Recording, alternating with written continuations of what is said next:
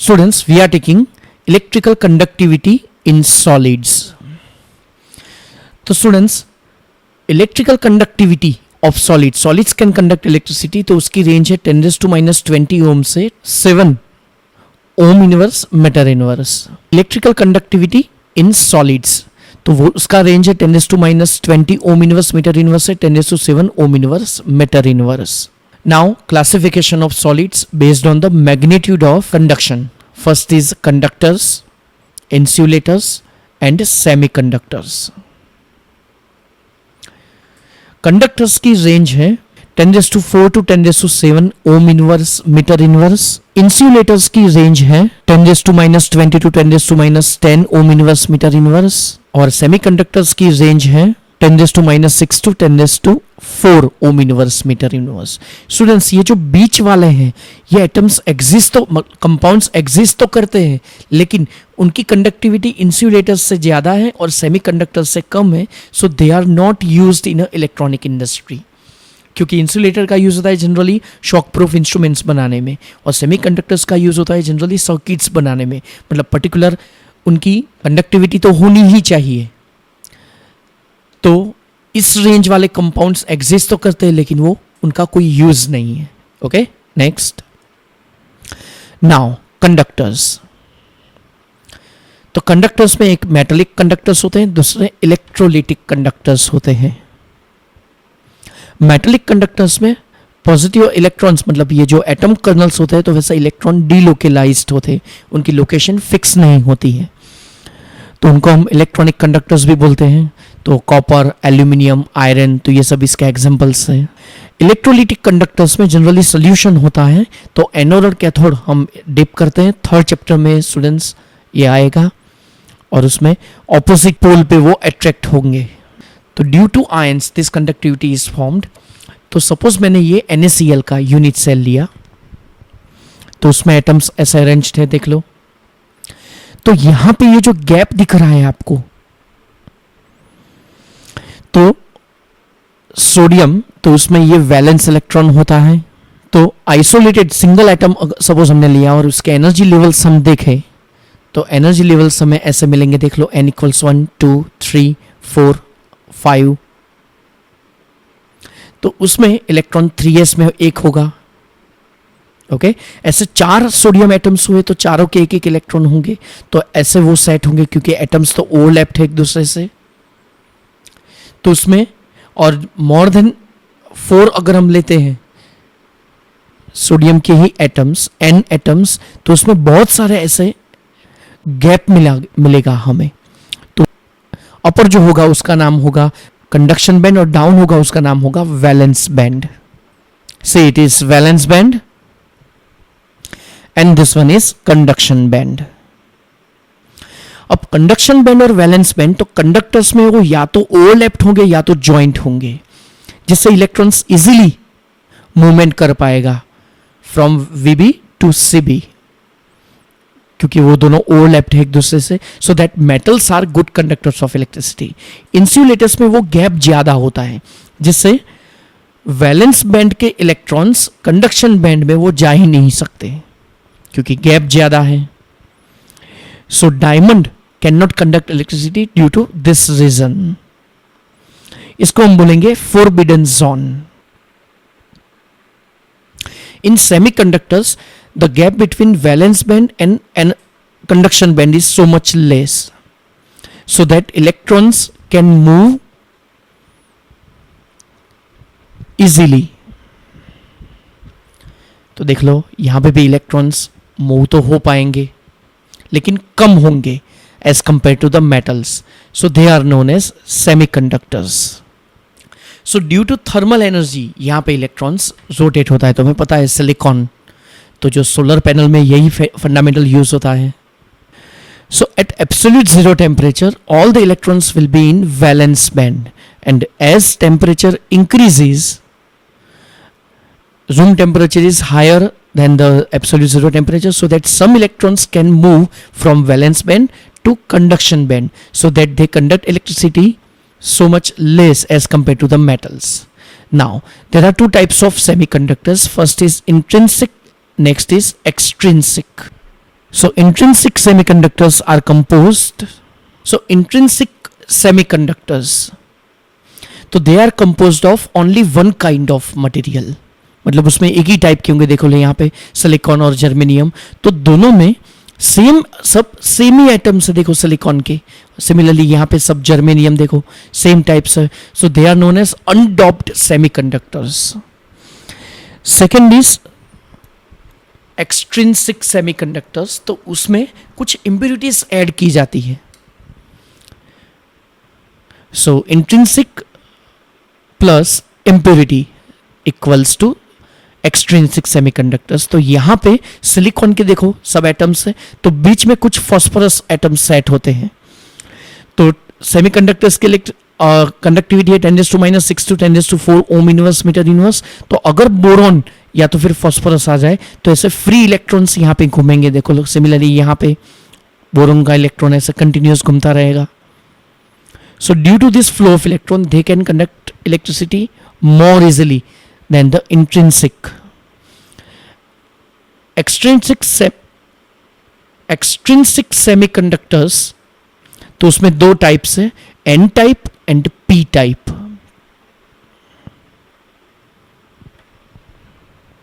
So first is N type semiconductor. तो जब उसमें 5 इलेक्ट्रॉन्स कंटेनिंग इंप्योरिटीज ऐड करते हैं, जिससे एक इलेक्ट्रॉन उसमें एडिशनल होगा. देख लो ये, और वो यहां पे कंटिन्यूअस डिसलोकेट होगा. तो फॉस्फोरस, एंटीमनी, आर्सेनिक, तो ये सब एटम्स यहां पे यूज होते हैं. So they can form N type semiconductors.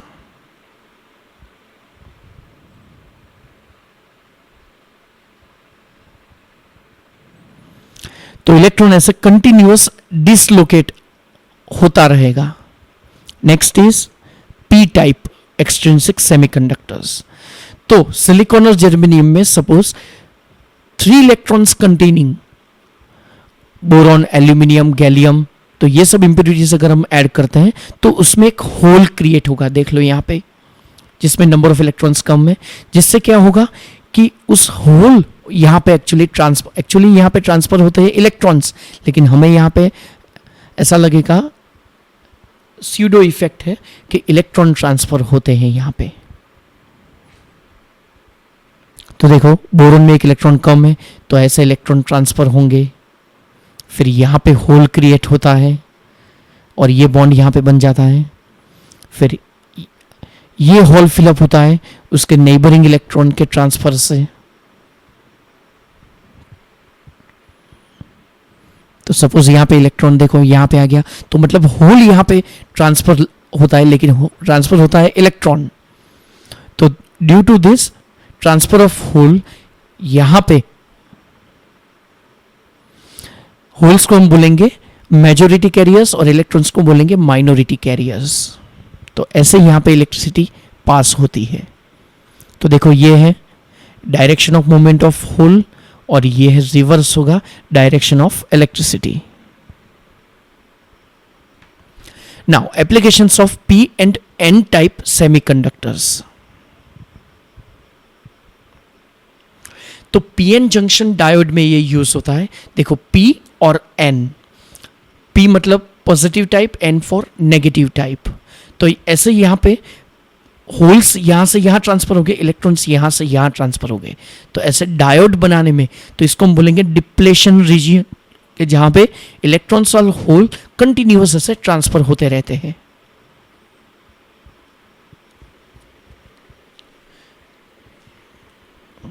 तो लाइट एमिटिंग डायोड बनाने में ये यूज होता है, जिसको हम बोलेंगे LED. Photo diodes, solar panel, मतलब जैसे सनलाइट इसके ऊपर पड़ती है तो वो इलेक्ट्रिसिटी जनरेट करता है. ओके, और यहाँ पे पीएन, ये देखो ये पी टाइप, नीचे एन टाइप होगा. तो जो सोलर में जो यूज होता है वो इस मेथड से यूज होता है. Next is rectifier. स्टूडेंट्स, इसका नाम है रेक्टिफायर, जिसमें forward bias to current flow free यहाँ पे होता है, और रिवर्स बायस जैसे लीटर और नो करंट फ्लोज.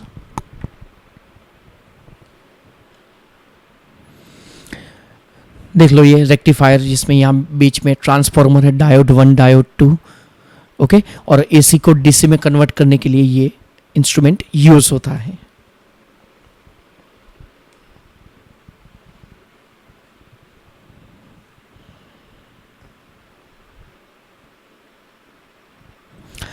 ट्रांजिस्टर बनाने में यूज होता है लाइक एनपीएन, जिसमें एन नेगेटिव पॉजिटिव नेगेटिव, और पीएनपी भी होता है। देख लो ये उसका डायग्राम दिया है। डायग्राम लर्न नहीं करना है, सिर्फ वर्ड्स याद रखना है, एनपीएन और PNP transistor.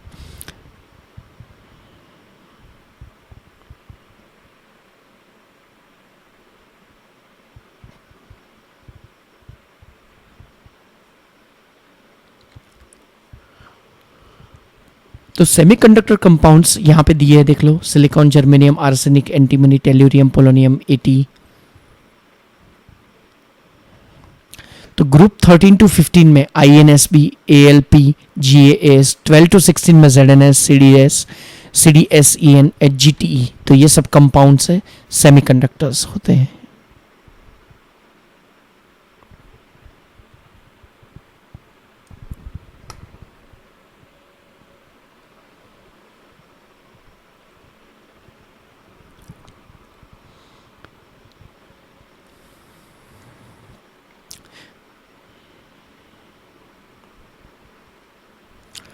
Compounds of semiconductors.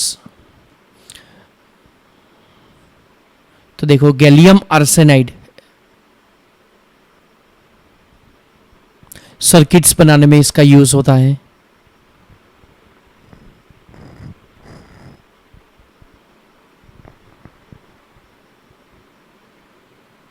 देखो ZN, CD, CD and HG, तो ये सब 12 ग्रुप के एलिमेंट्स हैं, तो वो सल्फर सेलेनियम के से अटैच होते हैं। तो ये सब सेमीकंडक्टर्स कंपाउंड्स हैं।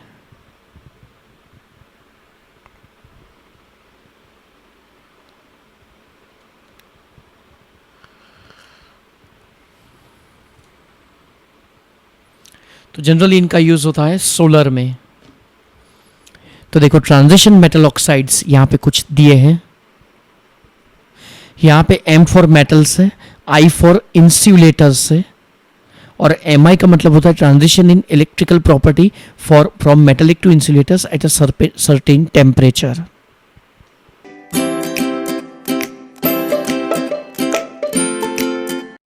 So now students, we are taking the last topic of this chapter, and it is the magnetic properties. See, sodium, iron, every element has the magnetic property due to presence of the electrons in them. We know that electronic configuration of sodium is 281 and iron it's argon 18 4s135. There are two types of motions. Because of this, here magnetic properties are held.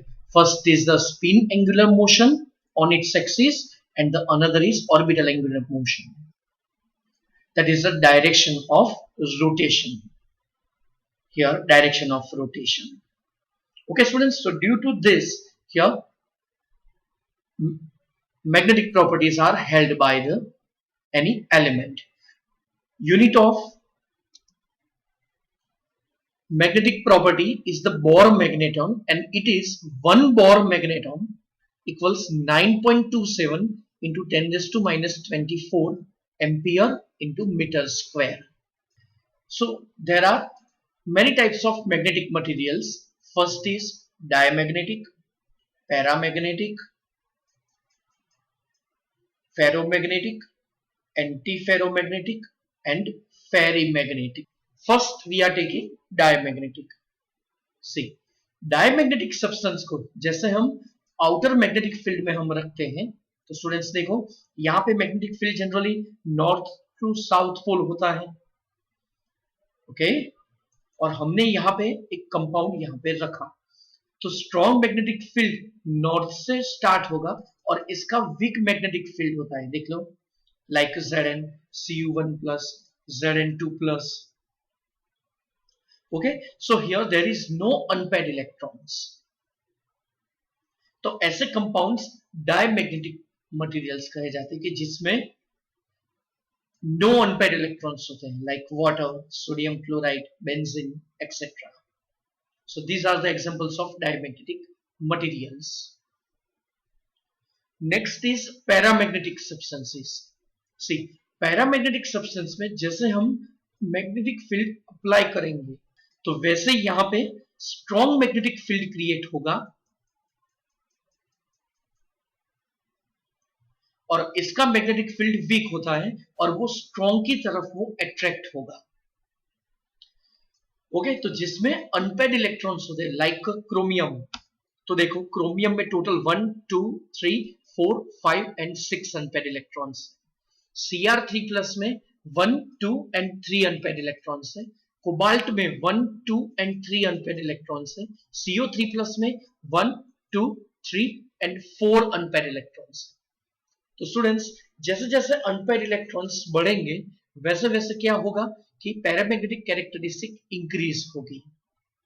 तो यहां पे iron 3 chloride, copper 2 sulphate and chromium 3 chloride, तो जो bracket में लिखा है वो उसकी ऑक्सीडेशन स्टेट है.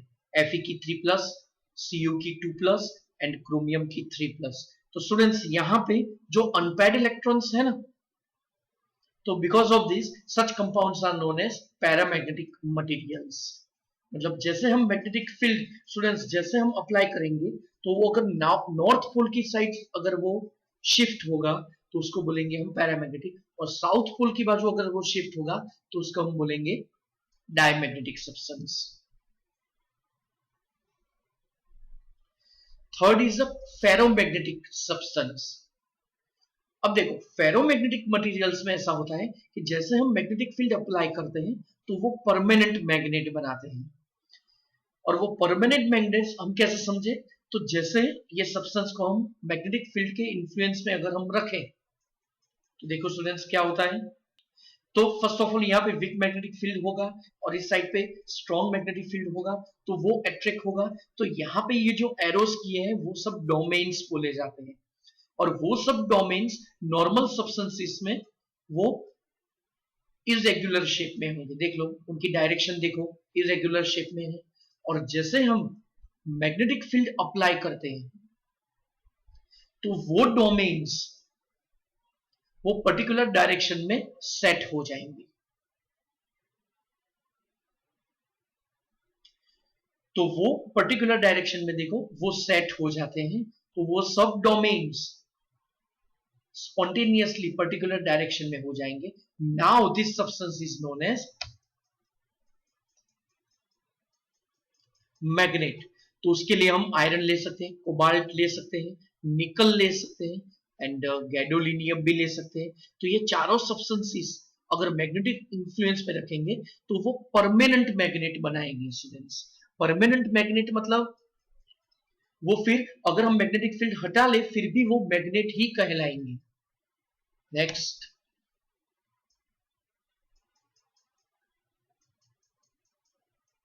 Anti ferromagnetic substances.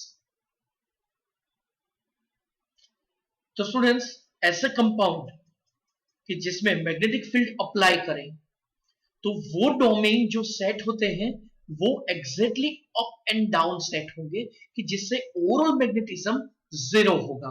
ये हमें याद रखना है. यहां पे ओवरऑल मैग्नेटिज्म जीरो होगा. उसका एग्जांपल है manganese dioxide. And last one is ferrimagnetic substances. Students तो ये फेरोमैग्नेटिक सब्सटेंसेस ऐसे होते हैं कि जिसमें जब हम मैग्नेटिक फील्ड अप्लाई करते हैं तो वो डोमेन एग्जैक्टली जीरो नहीं होंगे. They are based on temperature. Different compounds में डिफरेंट टेम्परेचर पे वो डिफरेंटली बिहेवियर उनका होगा कि टोटल मैग्नेटिज्म वो जीरो नहीं होगा. इस समय याद रखना है टोटल मैग्नेटिज्म जीरो नहीं होगा. और उसका एग्जांपल है मैग्नेटाइट Fe3O4. दो फेराइट्स हैं, एक है MgFe2O4, दूसरा है ZnFe2O4. तो ओके स्टूडेंट्स, इसी के साथ हमारा ये चैप्टर अभी कंप्लीट होता है. ओके, तो फर्स्ट चैप्टर के डाउट्स आपको जो भी है वो मुझे बता दो तो फिर मैं वो सॉल्व करवाना ट्राई करूं. Okay students, then Goodbye for today.